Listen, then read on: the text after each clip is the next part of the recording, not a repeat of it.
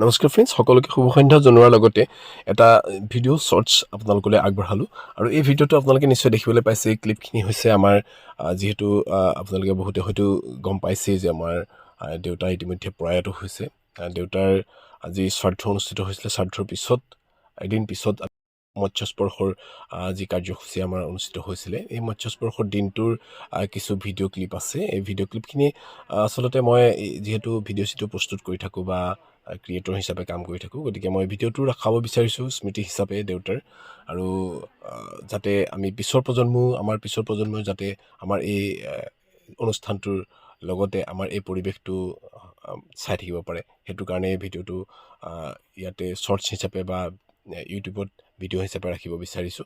আৰু লগতে আপোনালোক সকলোৰে, আমাৰ শুভাকাংক্ষী সকলোৰে পৰা আশীৰ্বাদ বিচাৰিছোঁ আৰু শুভকামনা বিচাৰিছোঁ যাতে আমাৰ দেউতাই স্বৰ্গগত আত্মাই যাতে চিৰশান্তি লাভ কৰে, সকলোৱে যাতে কামনা কৰে। আৰু লগতে আমাৰ দেউতাৰ আত্মাই আমাক যাতে সদায় আশীৰ্বাদ প্ৰদান কৰি থাকে, তাৰ কাৰণেও মই এইখিনিতে ভগৱানৰ ওচৰত প্ৰাৰ্থনা জনাইছোঁ।